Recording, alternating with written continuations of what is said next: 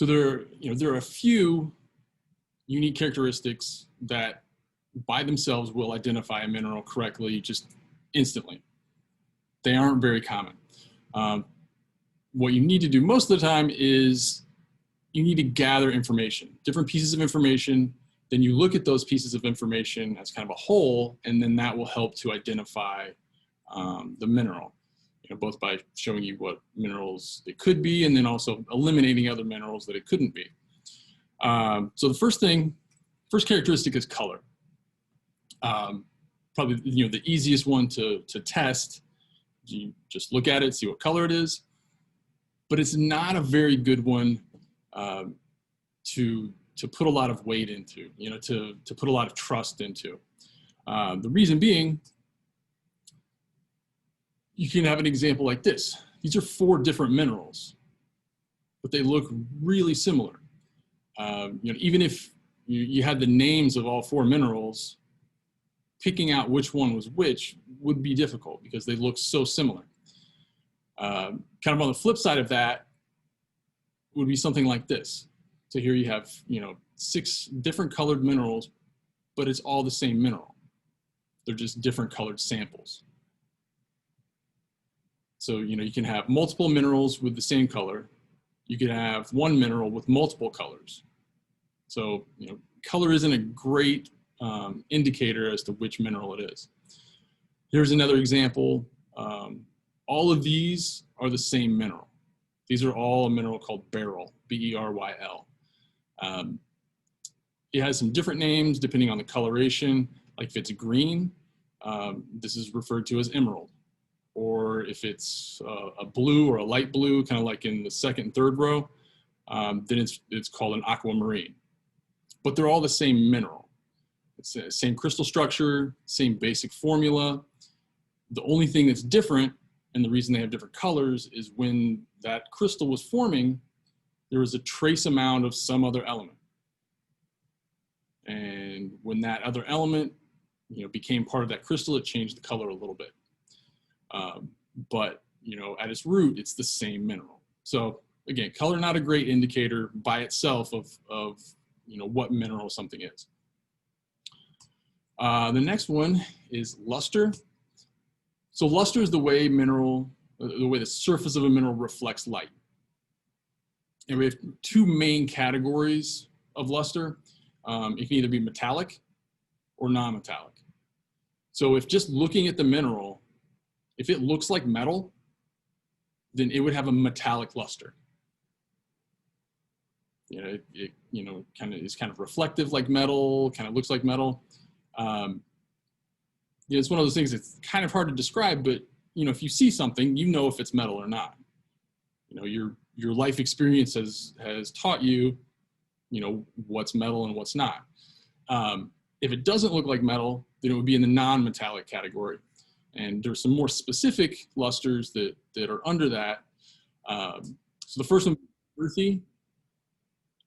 I apologize for this. So earthy, so if it looks, maybe sandy, kind of dull, that would have an earthy luster to it. The next one would be vitreous. A vitreous luster is something that looks like it could be glass. Oh my gosh, I apologize for this. So if something has a vitreous luster, it looks like it's made of glass. So this is going to be, a lot of those stereotypical kind of crystals that you think of. It looks like, a gemstone or something like that. That would have a vitreous luster. It looks like glass. The next one, pearly. So the surface of this, it could almost have some kind of color changing properties a little bit, maybe a little bit of iridescence, kind of change between some colors depending on the angle that you're looking at it. These minerals, one of the uses is they grind it up into powder and they add it to paints to add, kind of a shiny, glittery kind of effect to it. They also use it in makeup.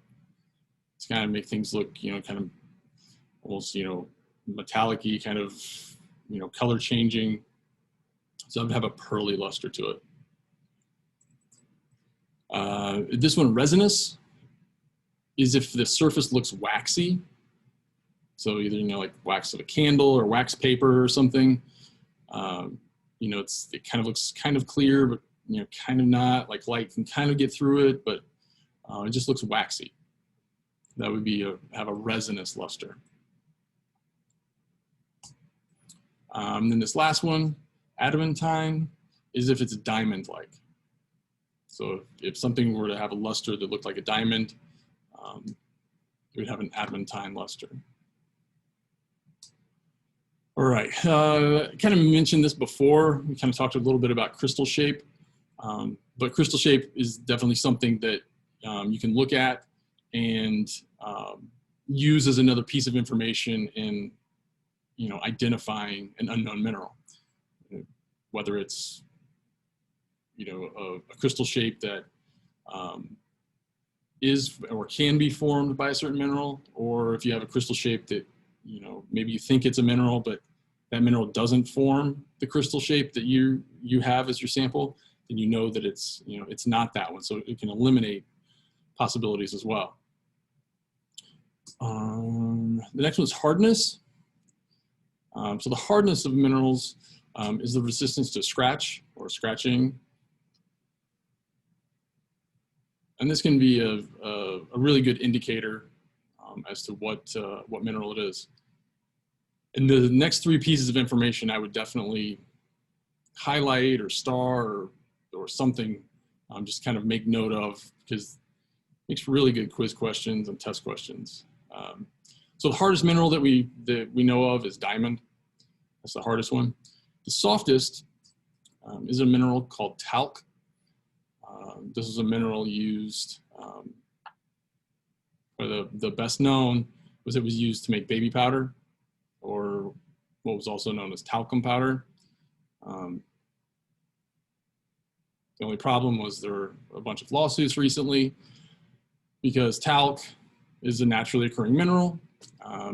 There's another naturally occurring mineral called asbestos that forms in similar environments that talc does, but asbestos causes cancer.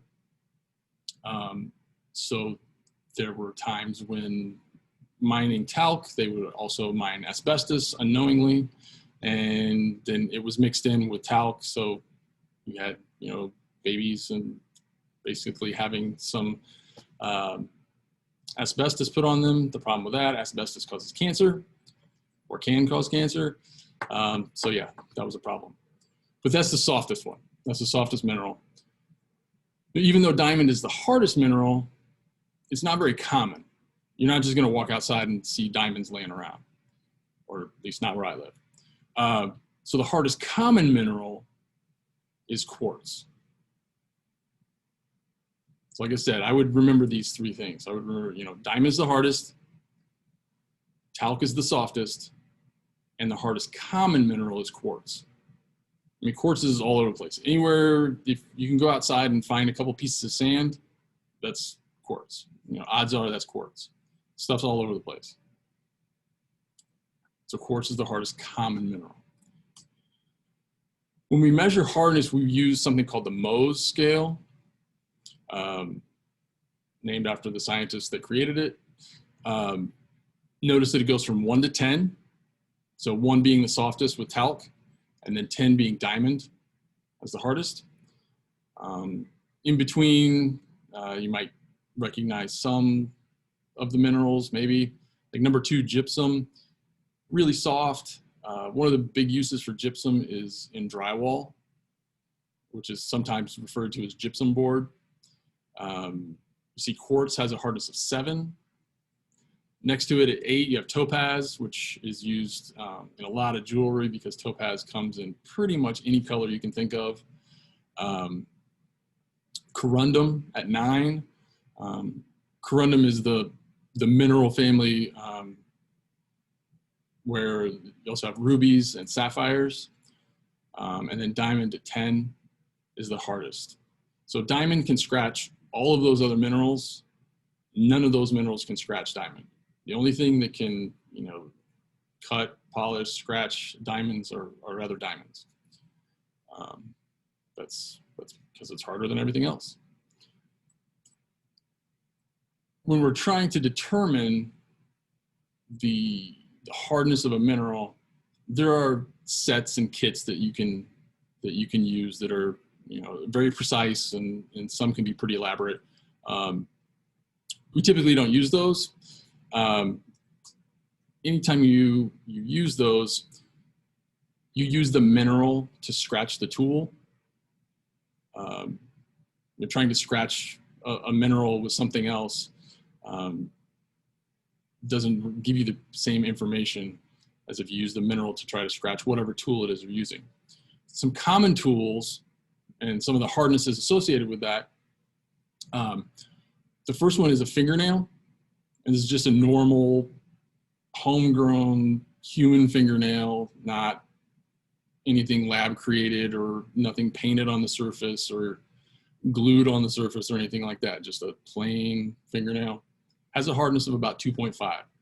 So if you have a mineral, you don't know what it is, but it'll scratch your fingernail, you know that it's greater than 2.5. It has a hardness of, you know, more than 2.5. Copper, which probably the easiest place for somebody to find a piece of copper, is a penny. So if it scratches a penny, it would have a hardness greater than 3.5. Iron, which nails are a pretty good source for iron, for something usable. If it scratches iron, it would be greater than 4.5. And then glass has a hardness of about 5.5. This is just normal window pane glass, and it's not like glass on, you know, phone screen protectors, which is harder and that sort of stuff. So if something were to scratch glass, it would have hardness greater than 5.5. Now, if something, for example, let's say it scratched your fingernail, but it did not scratch the penny. So you know that its hardness is greater than 2.5, but it's less than 3.5. So it would have a hardness range of 2.5 to 3.5. And a lot of times you'll see the hardness of a mineral listed as, you know, it could be a range, because there are some variations. Or say a mineral didn't scratch your fingernail, then you know that it would be less than 2.5. So it's, you know, kind of an easy and quick way to determine the hardness of a mineral. If something scratched everything, the fingernail, the penny, you know, the iron, and the glass, you would have a hardness, you know, greater than 5.5. You wouldn't know if it was 6 or 8 or 9.5, but you know that it was, you know, greater than 5.5. You know, with these tools, you know, like I said, there are other ones that you can get that are more precise, but these are really common. They're cheap. They're you know, easy to use. All right. Does anybody have any questions, or are there any slides that I need to go back to?